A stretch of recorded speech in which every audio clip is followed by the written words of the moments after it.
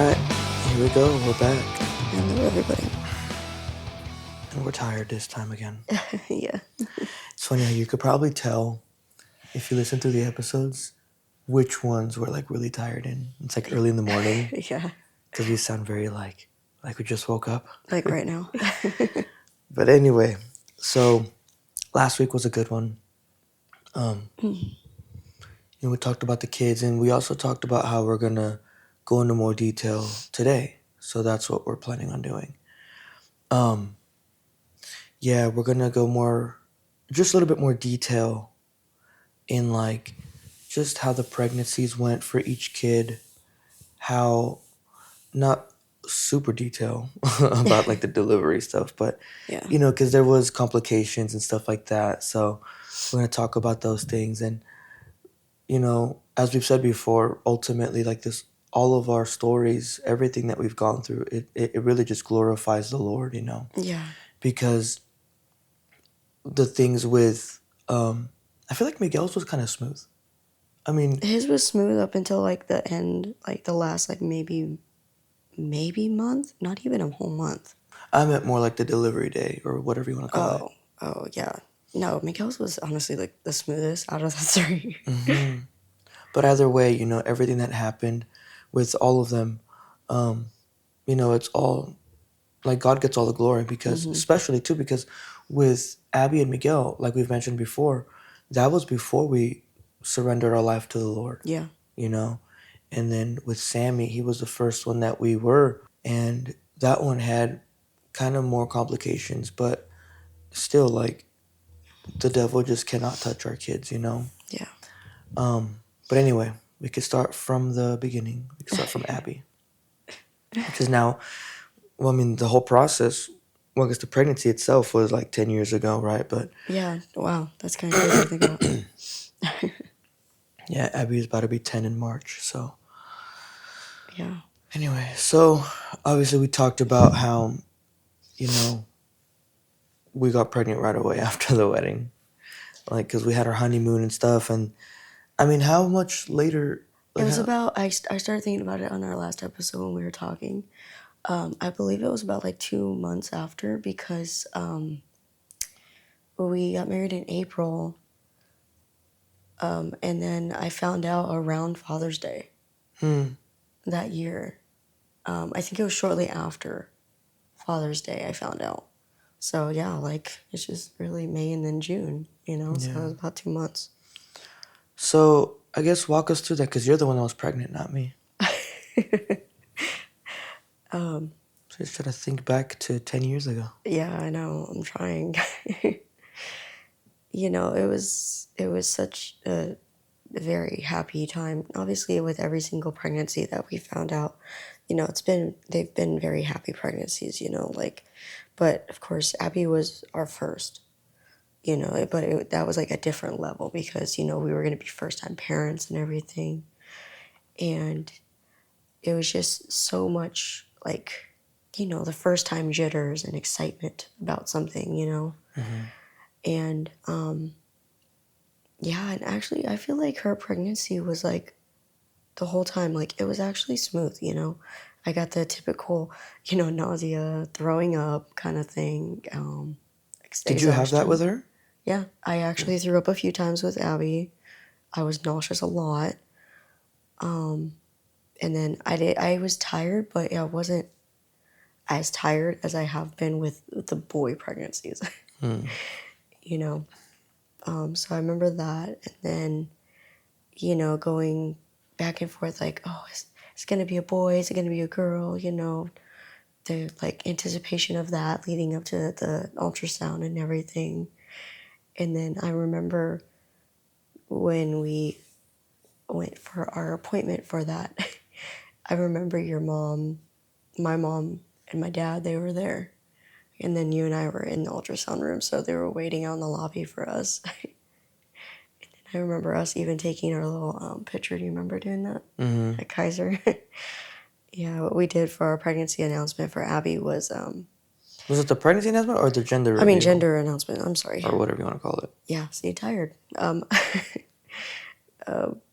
So what we ended up doing is we went into like a nicer area of Kaiser, and we put like a pink bow on my belly, and that's how we took a picture and we announced it to everybody, you know. And yeah, so like for the rest of the pregnancy, everything was like pretty smooth. I remember, you know, there was no like complications, huh? No, I Like feel like the only thing that was the complication was at the actual, like like the giving birth. delivery day. Yeah, because I was doing good, like the usual things, the weight gain, the just how I was, everything was going great. And then here we go, and I get to 40 weeks, and I go in for my checkup, and my doctor's like, yeah, she's not ready coming out, you know, she's not going to come out anytime soon. So we're going to schedule you to be induced. 40 weeks, is that the end of the pregnancy already? Yeah, yeah. So, and they're like, okay, but you're going to go in at 41 weeks. So we'll just give your body time for a whole nother week just in case. But if not, then you're going to go in at 41 on this date and everything. And so, you know, again, by the time the appointment came, she still wasn't ready. And yeah, that was like really nerve-wracking for me because I was like, well, what is going to happen? You know, I didn't know what to expect. I was just nervous because it was the first pregnancy, first delivery, and everything. But I don't remember all the medical terminology, the medications. I don't remember any of that. All I remember is that the doctor told me that they gave me pretty much everything that they had to induce me. They tried different methods and Yeah. different things and all that. And so they even actually had to, I don't know if this is going to be okay, but break my water because they thought that would help progress everything. And so we were in the hospital for about, what was it, 12 hours?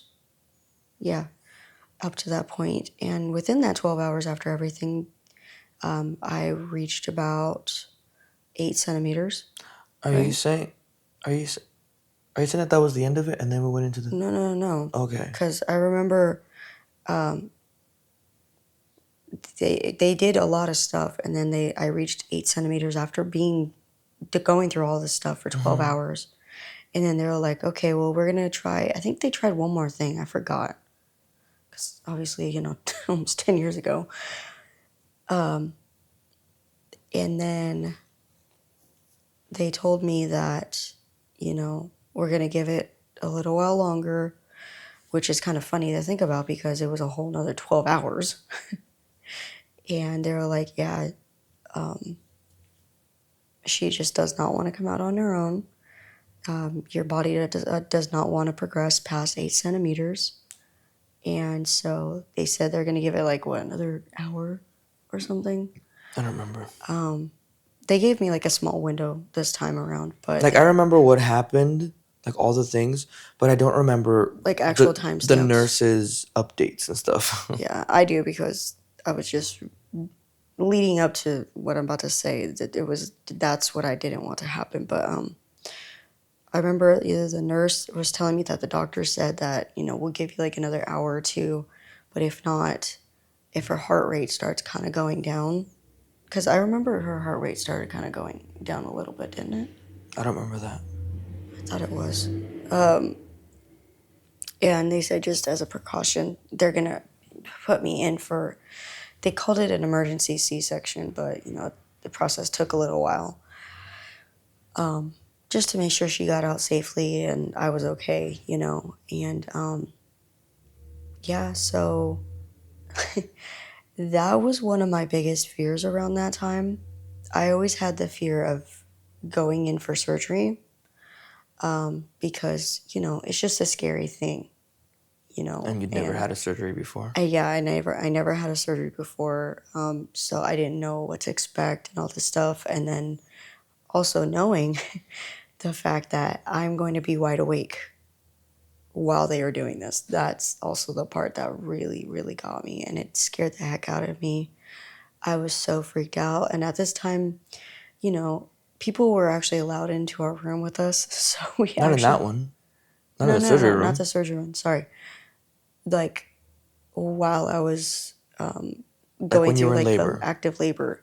So we Yeah. had pretty much all of our family in there with us. And, everybody saw how nervous I was. They were trying to calm me down, comfort me. And it was still like, pretty nerve wracking. And I just remember that Miguel was being so strong for me. He was being very loving and comforting and everything. And after we got the news that we had to go in for the C-section, I just remember that my mom and my dad both came to my side, and then I looked over, and you were sitting down, and then your mom took you out of the room, and you guys were gone for a little while. So if you want to go ahead and kind of, There was nothing on that, really. She no, just took me out and just checked on me. I'm like, yeah, I'm good. I just want her to be okay. And then, like, I'm sure I was probably crying a little bit because when they were going to take you, I was crying a lot. But, like, she was asking, like, are you hungry? Do you want to go for a walk? I'm like, nope, nope, nope. I'm not going anywhere. I'm like, thank you. I'm okay, but I'm good. And I was just so focused on you. Like, there was just no way I was going to be able to leave. I know. but yeah, and then I just remember, then everybody had to be going to the lobby and stuff, and then they started getting me all prepped and everything. And then I also remember, didn't they bring you in all the gown stuff and all that? All the what? The little cap Oh, like and to all go into that. surgery. Yeah. Yeah. I remember because I was like so like worried and stuff, but seeing you get dressed kind of gave me like a little giggle and everything. But yeah, and then her delivery went really smooth after that actually. I remember we were scared that you were going to die. Like I don't remember that part. You don't? No. Yeah. At least I was. Oh, you know what? The only thing I do remember was that.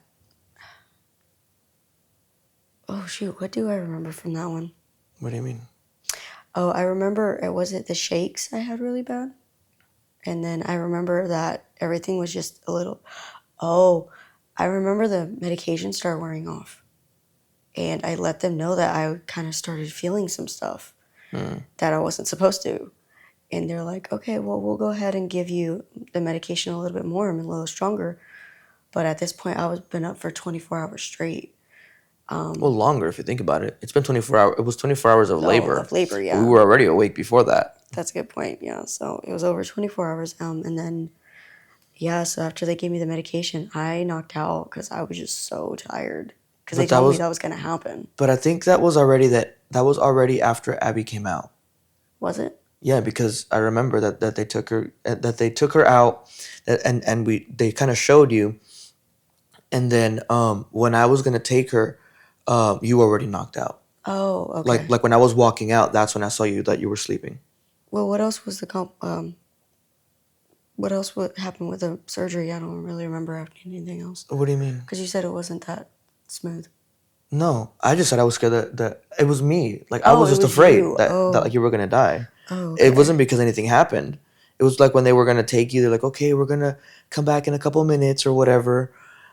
We were like crying and stuff, and you're gonna be okay. And you thought it too because I remember you were saying things like, just take care of her, okay, and all that. And like, and to be honest, I didn't know what was gonna happen even after all of that, because I mean, this is like the first time you ever went through something like super heavy like this. Yeah. And I wasn't sure if you were going to be able to handle it, to be honest. I was like, man, like, what's going to happen?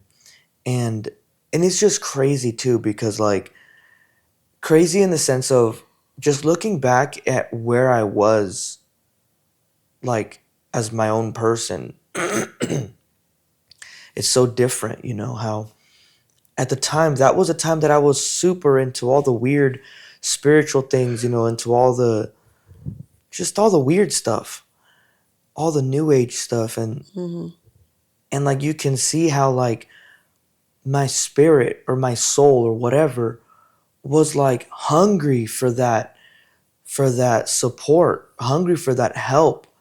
But like now looking back, we're like now that obviously like we're following the Lord, like it's the scriptures that come to me. It's like, where does my help come from? My help comes from you, like from the Lord, right? It's like at the time I didn't know that. I didn't have that. I was hungry for it, but all I had was this like counterfeit, I remember when you left, I was like, I was sitting there in this, what seemed to be like this prayer, but I didn't know who I was talking to. I didn't know what I was saying. I didn't even know if I was being heard. And I was reaching out to like the universe or whatever it was that I was talking to. And like, that's the place that I was. I was just, and even you know, after Abby came out, they cleaned her up, they put her diaper on, all the different things. And then I walked out with her and, they were going to, close you up and all that. You already knocked out. Mm-hmm. And it took a while where it was just me and Abby. And like, I was really, I was really afraid that this might happen. But at the same time, I was like, you know what? If it is, it is. And I'm just going to have to be like do what I got to do. But I was afraid that what if you weren't going to make it out? Mm-hmm. What if, because see, I didn't know that you had knocked out because of medication, but even still that wasn't that comforting afterwards either, because like even that could have been a lot too. But Yeah. I just thought it was too much on you and you were just going to not make it back.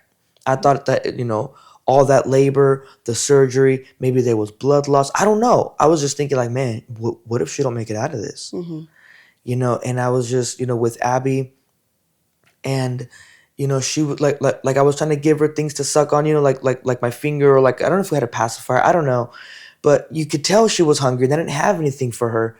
And I was like, man, dude, I just felt so like I felt so bad for her Mm-hmm. for that, because she needed and like I was just like, but we're gonna be okay, like if it's just gonna be me and you, like it's gonna be okay. Mm-hmm. And I didn't really know that, and I But in just, that moment, yeah, and like just thinking about that type of future, I was like, man, like if that happens, like it's gonna be a lot, yeah, not that I couldn't do it, but I felt the weight of the possibility, whereas like now, don't get me wrong, that would still be difficult and that would still be crazy, but like again, my strength comes from the Lord, not from myself, mm-hmm. not from the universe, not from whatever weird stuff I was into.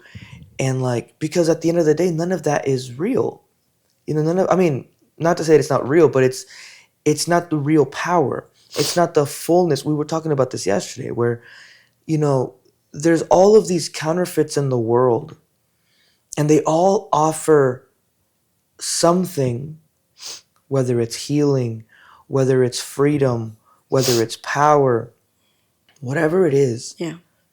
And you might get some of it, but at the end of the day, all you end up with is a counterfeit.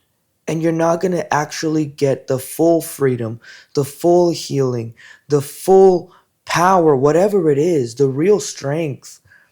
None of it is going to, like, it only comes from God.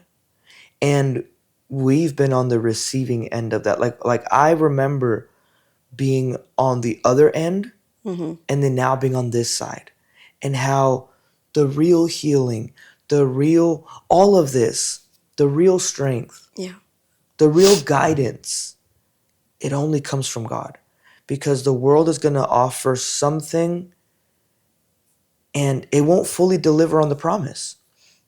You know, like when I was into all those things, there was all this stuff about, oh, inner peace and inner healing and all of this stuff. And none of it actually happened. Like it was always this journey of seeking for it and getting better, but it never actually happened. I never actually felt like, it just felt like I was just having to do more and more and more meditation, more this, more that. Mm. And it never felt like I had a grasp on my life. And that's, I think, what I felt in that day, that I had no grasp of anything. I had no peace. I had no assurance that everything was going to be okay. Yeah. I was telling Abby that when she was born, right? But internally, I didn't have that. I didn't really know that. Being afraid of all these different things, of all the like it really felt like it was a reality that could happen, that you weren't going to make it, you know? And now, like, I just have such a stronger foundation because it's in the Lord. That's not to say bad things are never going to happen. That's not to say that it's just like, even if the world crumbles around me, it's a different level of security in God Yeah. that I never knew before. You know? Yeah. That's what I feel is like when I look back at my experience, that's what I see is a big difference. That's what I remember. And obviously, like, you made it out and you came out and everything, but even still, Yeah. you looked half dead. And it's like, oh my gosh, is she gonna be okay? you know? And like, even after that, going home, like, I just remember like seeing the difference in you throughout the recoveries, like that you just, it seemed like it was just the end of the world for you. It was like everything was just so painful, everything, like you were so slow, you didn't want to get up, you didn't want to do anything, you were just like, everything was just affecting you, and you're afraid and in pain and just defeated by the process. It was really hard of a recovery. I remember Abby's was like the toughest for me because it was something new, to But that's what I recover was gonna from. say. Like, you've gone through it 3 times, and I just feel like you've, because every kid has been a C-section from that point, right? Yeah. And I just feel like you have had more strength in you as time went on. Like, it's not like the surgeries have changed. It's, you know what I mean? Granted, it was very difficult because of the labor part too. Like, you didn't go through that with Miguel or Sammy. So that does play a big role in it. But even the difference between your recovery between Miguel's and Sammy's.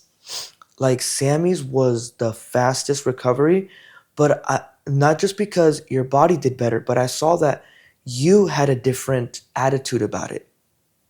You were more like, your mental strength, your inner strength was like, no, I gotta get up, I can't just stay here. And like, because the doctors were telling you, right, like, you gotta, try to get on your feet, try to walk around, make that effort. I remember with Abby, you didn't want to at all. Like, when you were in the hospital recovering, they're like, we gotta get you up, honey, we gotta get you to walk around and this and that, you can't just be laying here. And you did not want to. You're like, okay. And it just took forever to get you out of bed and all of this. But by the time, fast forward to Sammy's, you were getting up on your own. You're like, no, I can't be in here. I don't want to be in here all the time. Like, I think, like, because you're talking about being in the hospital bed. yeah, pretty much just like, because after the surgery, they have you like in the recovery room, and basically they want to make sure that you're like walking around, that you're doing okay, Yeah. and then then they'll be able, like, they'll feel comfortable enough to send you home. Yeah. So honestly, I feel like the motivation behind how quickly I wanted to get out of bed from Abby to Sammy, because Miguel, I did too. I wanted to, but it was a little bit. It was like kind of like the middle ground of like the speed of recovery for me. But for Samuel, I feel like the reason why I got up and I was so motivated to do that was because he was our NICU baby. That's true. And I did not even get to really, didn't even get to hold him. I didn't get to have him brought to me, like, well, they barely cleaned him up. I didn't get to have that. I just got to look over, barely see him, if that, and that was it. Yeah. So I think for me, it was like a motherly thing to be like, I have to put it sounds bad, but I have to put my pain aside because my child needs me right now. And that was my motivation to get out of that bed. I was Yeah. constantly calling my nurses like, hey, I want to get up. Hey, I want to do this. Yeah. And the whole time you were up there in the NICU with him. But like, I was, not because like I'm upset about it, because obviously it's understandable, but like, I had to do that early recovering by myself, because you were up in the NICU. My nurses off and on were there, but like I made it a point for me to do all the things they told me to do on my own. You finally took it into your own hands. Yeah, and it was just because I'm like, I have to go see my son. I have to get up there and go see him. And that was my motivation. Yeah. And then obviously coming home, my motivation was like, I got 2 other kids. You know what I mean? But that recovery was the fastest, and it was crazy because it was the third. We were worried about complications because it's already the third time that they've had to do that and all of this. Yeah. But anyway, so then now that going back to Abby's, after all of that, it was a longer stay in the hospital. Was it a longer stay? I don't remember. No, it was all 3 days. It just felt like forever. It felt like a very, very long time, but no, all the kids, it's the typical C-section recovery of 3 days. And on the third day, we got the clearance. It was a late clearance, though. I remember I think it was like late in the day or something for Abby, if I'm not mistaken. But yeah, you're right, because when we got home, it was already like evening, and Oh it my was like gosh, yeah, nighttime, that first and night.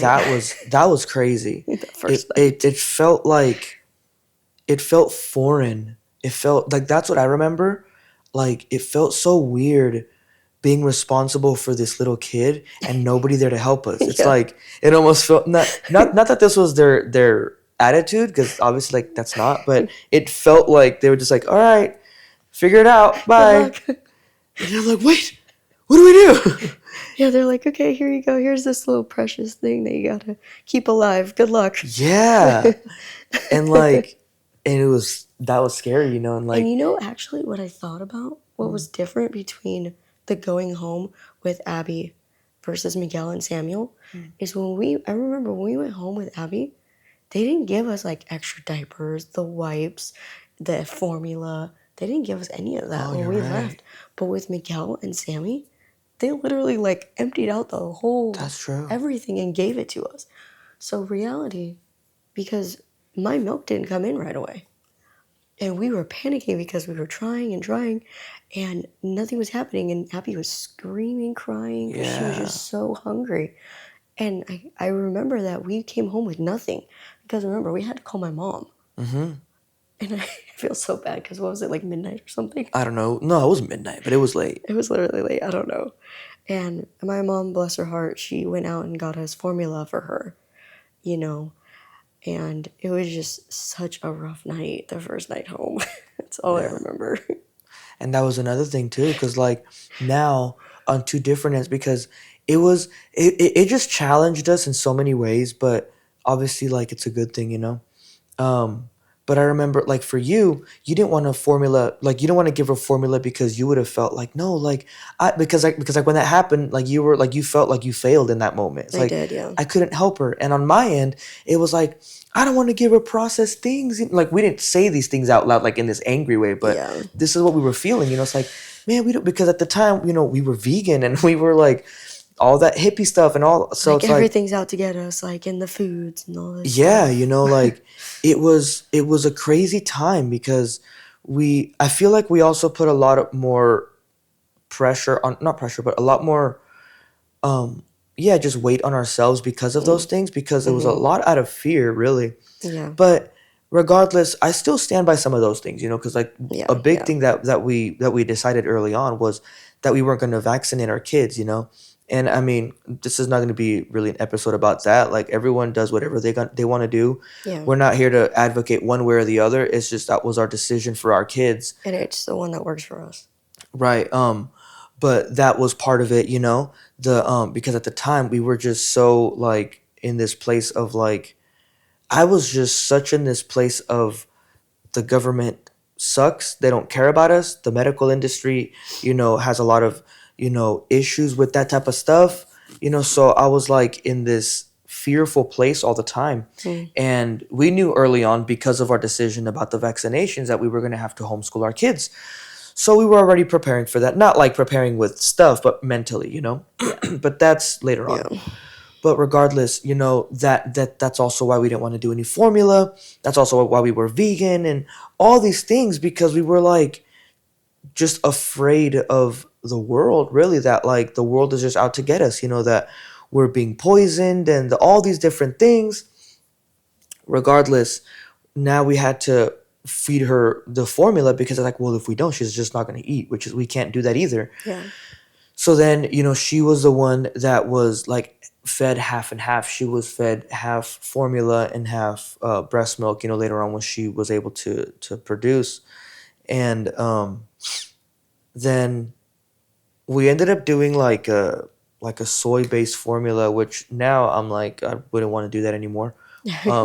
But our reason too was also because she was like breaking out from the milk or whatever. Oh yeah, because we kept trying the formulas. But I don't know, like, if it was just because it was new for her and her system was just processing it, or if she really had an issue with it. I don't know. But that put together with all the us being vegan and all of that, that was just kind of the decision that we made. And but I also remember, because we didn't want her to stay on formula, we tried to give her food as early as we could. Like, I remember we like weaned her off of it as early as we could. Yeah. Starting to give her the little jars or whatever. Jars, pouches. I would even make the food too. Yeah, that's what I remember, that you used to like full on make her food. You would like steam the vegetables and then like what is it Like called? Like, puree it yeah, and puree. There stuff. you go. And she loved all that stuff. Like, it was just an interesting time, figuring it all out, Yeah. while still not knowing what we were doing with our life, because this was also the time where, we were still lost in our life. Not even just like it just felt like we were lost in every aspect. Like, we kept feeling like we had to find some type of, like, I don't know, not even a job, but like make some type of business.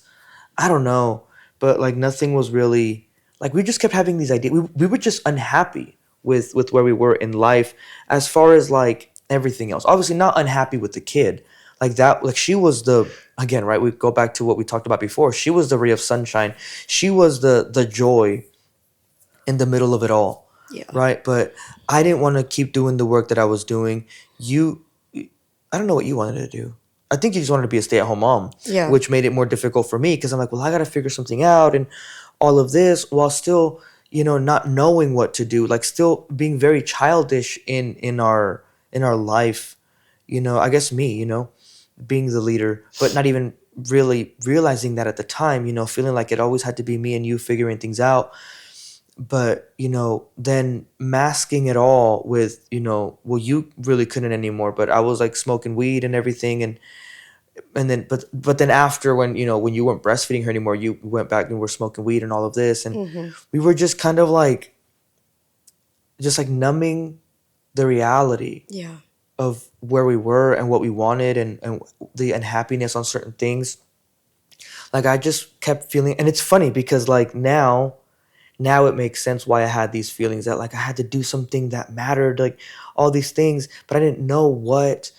And like now it's simple, like what matters now is, one, being a good father, a good husband, like our family is what matters, you know? And two, like, it doesn't come from the work that we do. Sometimes it can, and maybe it will one day, right? But the the the thing to make the impact in the world, to make the impact in life, to make a difference, something that I care about, all the things that I was looking for, it's found in Christ.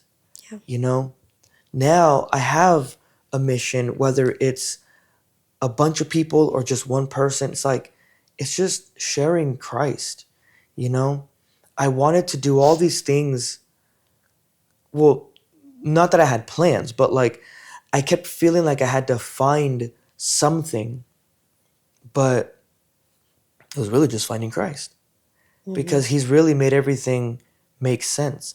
Because I'm still, I'm still in the same trade that I've been doing for all that time, I'm still doing plumbing, and like, there's been ups and downs, and things have been difficult financially, then there's been blessing times, and the Lord has taught me, to be, he's given me more wisdom financially, right, for our family.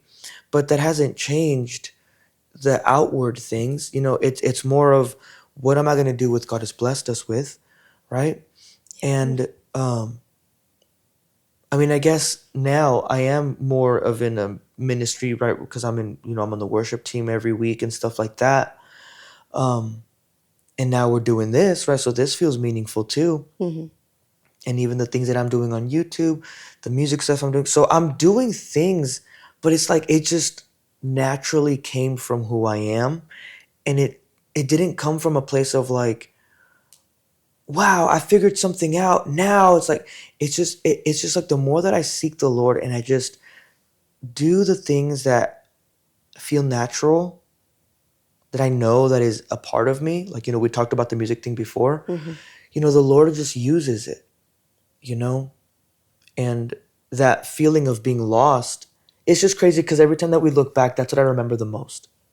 Every time that we look back at those times, that's what I remember the most. Yeah. That like I was lost in the way that I was eating, in the spiritual side of things, in the way that the things that I thought I had to do with work, like I was resenting, like I didn't want to do plumbing.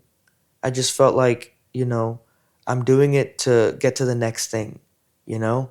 It was better pay than what I was doing before, and I needed that for our family. But I always resented, like I never felt like I always felt like I didn't want to stay there. Like I'm just doing this and I'm eventually going to do something else, you know? And at this point, I'm like, whether I do or whether I don't, like that's on God's timing. But I'm gonna keep doing what I'm doing now, and God is gonna open the doors that need to be opened. And if He doesn't, like, if He keeps other ones closed, then that's fine. Like that's like His plans are better than mine anyway. You know. And but yeah, at that time, that's where I was trying to find. That's funny, trying to find myself. But really, yeah, being really being challenged as a dad, as a husband, because also like the frustration of like, because in the beginning when they're newborns, they're just sleeping most of the time. But I remember she started waking up more and all of this, and I'm like, what do I do with her? And then there was that time where she'd be crying because she wouldn't want us to put her down, but she was a little bit bigger now. So we had to do things, and like that frustration of like, gosh, what do I do, man? And like, that was very challenging.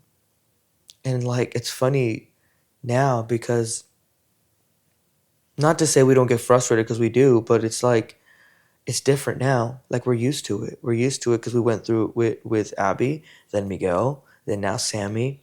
So by this time, it's like we already know what it's like. But at the time, it was so hard. It was so like, what do I do? All she does is cry, you know? Yeah. And like, not all the time, but in that time, because we also have a lot of videos too of like us playing and her laughing. So there was like a lot of happiness too, It was just, I mean, all kids are gonna cry, you know what I mean? Like it wasn't like it was something different from every other kid. Yeah. All kids go through that and they do that because she didn't know how to talk yet and all of that. But at the same time, I do feel like it pushed us to, because she was the first and only one, it pushed us to really like train her faster, right? Like she was the one that was potty trained the fastest, right? It was like within like maybe a year or a little after she was potty trained. She was speaking very well because we were like trying to like, no, use your words. Enough with this crying about everything, Yeah. And this was when we kind of figured too that she could use words. Yeah. There's that time in a kid's life where they can say words, but they still resort to crying. And I remember we were noticing that. I was like, no, you can say what you want. And it took time. But, she learned to say what she wanted and not just resort to crying just because that's what they knew how to do and stuff. But yeah, that's kind of what I remember from that time, that like newborn time. And then eventually, she outgrew that obviously. And there was a lot of playing, there was a lot of happiness, there was all those things, but that comes, we've been blessed that comes with all three kids. Yeah. We have had that playing and laughing and enjoying the kid. We had that a lot, you know. The one thing that I do remember that for some reason we just didn't do too much with them. Now we kind of do it a little bit more, but like taking them on trips, you know. I felt like we were kind of like afraid to take them on long rides, which I mean we did do that a couple times, and maybe that's why we stopped because Abby was like crying the whole ride home, and we're like, oh my gosh, what are we gonna Yeah, like over an hour and a half or something, like do? because Yeah, of traffic and it was just yeah. like, dude, this is crazy. I think that's probably why we were like, yeah, we're not doing this that often. But I mean, eventually we started to do it again. But Yeah. that's what I do kind of wish that we had done earlier on with them. But regardless, Well, at the same time now, it's like if that we're doing it with them now, it's they're older and they get to have the memories of it too. and I feel like It's that not also just the memories of the pictures. right, and that also helps though with like the little one, like with Sammy. Like he kind of like they kind of help him and distract him if he's gonna be crying or whatever. Like he doesn't feel like he's just back there by himself. Yeah, You know. exactly. Yeah. The one thing that I do remember, a kind of funny story. It was scary at the time, but it's kind of funny now. Is towards the end of the pregnancy, you know, with Abby's, you know, you were just Oh my obviously gosh. so big. You needed help with everything. So I would help you with your showers. And like, there was that one time where I don't know what happened, but Yeah. somehow I knew that you were not okay. I think you were just kind of looking a little off. And I'm like, are you okay? And you're just like, yeah. And just collapsed into my arms. I just passed out in my arms. And she was like convulsing. She was like bouncing. I'm like, oh my gosh, I was freaking out. I was like, Yeah. Bam, what's wrong? Bam. And then it was only like a matter of like maybe a second or two. And then she like woke up, but still kind of like bouncing, convulsing. And she just goes, I'm fine. I'm just bouncing. I'm like, what do you mean? I was so mad. I was freaking out. So then I was able to like get her out of the shower, dried her off. We got in the bed, and she was just like so exhausted. I'm like, yo, what the heck just happened? So we called the advice nurse, and I don't think we had to go in, right? No, they just said that it's very common whenever if my body's not used to it, the first time pregnancy, I remember this. They said that because the baby and the weight is so heavy, that it can pinch like a nerve or a blood vessel. I think it was a blood vessel or Yeah, something. it was a blood vessel. Yeah, you're right. And it can do things to the women's bodies, and apparently that's what it did to me. And like that's why she could pass out or whatever. Yeah. And they were like, yeah, it's pretty common. It happens. And I was so angry. They're like, just let her rest. Afterwards, like I didn't yell at the nurse, but I'm like, she don't know. But like I was like, nobody told us that this could happen. I mean, that granted, none of our family members went through that, I guess. But still, it's like, what do you mean it's so common? Yeah, we had no idea about it. Oh my gosh, I was so bad. But then later on, we were laughing about it, you know, because we were like, I'm just bouncing. I was like, what the heck, man? It's so, like, now it's so funny. Yeah. But dude, I was freaked out. But anyway, so is there anything that stands out from Miguel's pregnancy or Miguel's delivery? Honestly, no. I feel like his was His so was the smooth. smoothest. The pregnancy up until like the last month, my sciatica pain kicked up, and that's when I told my doctor, I was like, I'm sorry, I can't wait for him to come out naturally. I need to have him be scheduled to have like a C-section. Like I can't because it was so painful. That was like the only part I remember, and it wasn't even like a long time. It was like literally the last month of the pregnancy. And then even my doctor saw like my progression of like the pain. And so she agreed. But that was the pregnancy that I kept saying that I want my tubes tied. Yeah. Excuse me. And, but even like going in for the day, you know, getting all prepped and everything was fine. You know, again, the nerves set in because, you know, regardless, it's still a little nerve wracking, you know, but. I was the complication on that one. Oh my gosh, yeah. Because everything was just so smooth with Miguel's pregnancy. Like, Yeah. I don't remember anything scary. I don't remember, well, other than like what you just said, like the pain thing, right? Yeah. That was the only thing. But like, there was no complications. He was perfectly fine. All these things, and then we scheduled to go in for the C-section, and um, we go in, and maybe because I was just more aware this time, I don't know. But no, also this one was different because when we went in, well, obviously they took you in first, and then they took me in after that. And they got the big old sheet, so you can't actually look at the surgery, right? They did that with all three, but um, I was just more awake and just kind of aware of everything. Yeah. Because with Abby's, I was like just like afraid. I was worried. I was tired. There was so much going on. But with Miguel's, it was like I was just kind of like there already. I didn't eat that morning because I was like a little nervous, But so maybe that also played into it. But anyway, we're there, and this was the one that for some reason it affected you, like where you were getting like nauseous a lot. You were like Oh dry yeah, the heaving a lot. medication. Yeah. Yeah, and they couldn't They give even her, warned me about that too. and they couldn't give her the medication for nausea because she's allergic to it. So Yeah. she just kind of had to deal with it. They were kind of making her smell this like alcohol thing or whatever. I don't know. Yeah, it was like I don't want to call it smelling salts, but it was like something they actually like had to like kind of rip or break open, and they kept having me just smell it the And it whole wasn't time. really helping. I mean, I don't know if it was helping how you're feeling, but you were still dry No, heaving and it stuff. didn't. It didn't help calm anything down. And but anyway, so they were doing the whole thing, and then he came out, and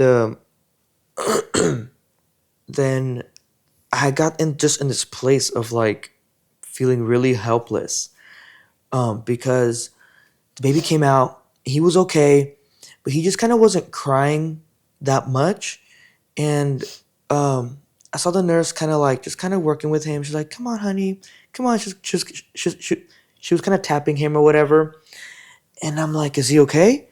All the while, so like now I'm like a little bit nervous about him. All the while behind me, I hear Elise, dry heaving and stuff. I didn't even know any of this was going on with And Miguel. then and then this might be a little graphic, but I didn't see anything like the surgery part, but I saw like the doctors kind of like working on Elise, trying to put her back, trying to put her back together. But Well, yeah. I don't know what happened, but something happened where one of the doctors, like, I don't know if he slipped or not like with his feet, but like something happened where he splashed the other doctor on his face mask, like the big old like Oh, like because this was COVID time too. no, it was like a big visor thing that he had over his face, like a big Oh, clear thing. I mean, I don't think it was because of COVID. It was because of the surgery. well, Like, I don't know. but yeah, this was around COVID time. But anyway, and it splashed him in that like on the plastic like visor thing on his face, and I just see the doctor look at him. He gets all scared. Like, oh, sorry. He goes, it's okay. And they just kept going. And that like, I don't know what I didn't know what to do with that. I was like, what the heck's going on? And then my wife's over here dry heaving. I'm like, what's going on with her? And then I see that like Miguel's not okay. I'm like, is he okay? And they're like, yeah, he's just, sometimes they just don't, fully start crying and breathing. We just want to make sure he's breathing. I'm like, in my mind, I'm like, oh my gosh, is he not breathing now? And it just, It was eventually, just like, one after another. yeah, I like it was okay where like he started crying and he was okay, but all of that like got to me, and I just felt like, oh my gosh, like I can't do anything. Like both of them are not okay, and I can't do anything. I'm just standing here, and I was about to pass out. I was like, oh my gosh. One of the guys, one I of the was gonna say nurses, that the nurse saw you. he's like, "You okay, man?" I'm like, "Yeah." He's like, "Do you want like a juice or something?" I remember hearing him offer you a Yeah. juice. That's all I And I'm like, remember. "Can I drink it right now?" He's like, "You're gonna have to leave." I'm like, "Can I come back?" And he goes, "No." I'm like, "All right, I'm gonna wait." And oh man, I just felt like I waited a couple more seconds, and I was like, "You know what? I'll take that juice. I gotta go." Like, okay, man. And he told me where to go. Oh no, because I knew where to go because they had me go there, wait, and then come out. So they said like, when you're done with the surgery, we're gonna come back here. I'm like, all right. So then I go, oh my gosh, dude, I felt like I couldn't take the stuff off. Like I had the stupid screen on my face. I had the mask, the over my face, over my mouth. I had the gown. I was like sweating. I felt like I was gonna pass out. I felt like I was like stumbling out of the room, ripping everything off. I was drinking the juice. Good thing I had that smoothie out there still with our stuff. So I kind of drank a little bit of it, And I was like hunched over, like sitting on the chair. I was like, oh my gosh. I was breathing heavy. I was like, oh my gosh. And the lady's like, you okay? I'm like, yeah, I'm good. I was just like so sweaty. Oh my gosh. Because at first I was trying to like undo the knot behind my head, with all this stuff. Like I just ripped it off. I was like, oh my gosh. Just like you're just like trapped in all this like Yeah. stuff. I was like chugging the juice. I was like, I drank a little bit of the thing. I was like, oh my gosh. And I still felt like, oh my gosh, I'm gonna pass out. I'm gonna pass out. Like I was trying to breathe. I was like, oh my gosh. And then I was like, I gotta go pee now. So I was like, is there a bathroom? And like, yeah, go over there. They're probably over here thinking because they're seeing you like this. They're like, man, that guy's gonna throw up. No, I just had to go pee. And even still, that thing, I couldn't find the zipper on the whole stupid gown. It's like, oh my gosh, I just ripped it off. I was like, well, I can't go back in there anyway. So I just ripped it off. And I just went pee and then I was okay. And I went back and just took everything off. I was like, oh my gosh. I'm sitting there just like feeling like I'm about to collapse. But I feel like, the blood's rushing back. I'm feeling a little bit better. It's like, oh my gosh. And I don't know how much longer after that, but everything was fine. And you guys came in and everything was fine. Yeah. Yeah. And yeah, he was okay. Afterwards, I was fine too. It was just during that bit of the surgery part, because everything that was going on, But afterwards, I was fine. There was no other complications, And then, like we said, like that recovery was kind of like one of the fast ones too, It's definitely faster than Abby's. Yeah. But yeah, it was that was the complication on that one. You were the complication, not me or Miguel. But yeah, he was okay. Everything was fine. And then I'm trying to remember what the room looked like for us. Oh, I do remember now. But yeah, everything was fine and we went home. Abby was all excited and yeah, this one was kind of just real smooth, to be honest. Yeah. Like I just remember it was just a lot of just chill because like we said, by this time you already know what to do. This one too, your milk came in way quick. He wasn't formula fed at all. Yeah, we didn't have to supplement formula with him like at all, like not even once. Yeah, he was breastfed the whole way through. He was the longest breastfed kid actually out of the three so far. The good thing too though, is that he also took to the bottle because you were pumping and stuff, so that helped with you because like we would be able to sort of alternate nights because you still had to get up to pump and everything, right? But I could help a little bit more to like let you sleep. I could feed him with like the bottles that you had already pumped and put in the fridge or whatever. I could feed him those while you were napping or sleeping or whatever it was, So that's what I was kind of grateful for, that like the kids took to the bottle too, to where like I could help feed them. Where it wasn't because I know like sometimes we hear kids don't take to the bottle and they're just like stuck on the mom, and it's like that's got to be difficult, where the dad can't help there, But so I'm grateful that we were able to do that with our kids. Yeah. Obviously Abby took to the bottle because she was fed half and half, breastfed and formula fed. Miguel took to both as well, but his was just all breast milk. And then Sammy, same thing, he took to both. He was half and half too, right? Yeah, he had to be half and half because actually my milk actually dried up with him around like 3 or 4 months old. So he was actually our main formula. Well, he was like half and half, but in a weird way, because Abby was half and half throughout that first year. Sometimes it was a bottle, sometimes it was breast milk.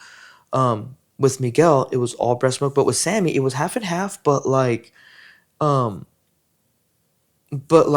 wise, like the first few, like the first while, 3-4 months or whatever. Oh, you think he just woke up? Probably. The first few months, it was just breast milk, and then the next few months was just formula. So his was a little different. But anyway. We're almost at an hour anyway. You gotta go get Sammy. Yeah, we can talk about Sammy's story next. But that makes sense because his story is gonna be the longest. Yeah, this is actually gonna be the longest one. Yeah. But yeah, I wonder if they can hear him. I don't know. But he's awake now. Anyway, thank you guys for listening. Yeah. And we'll talk about Sammy's because his was crazy. His is very a lot of spiritual things happened on that one. So we'll talk about that. Yeah. And on the next one. Thanks, guys. Bye.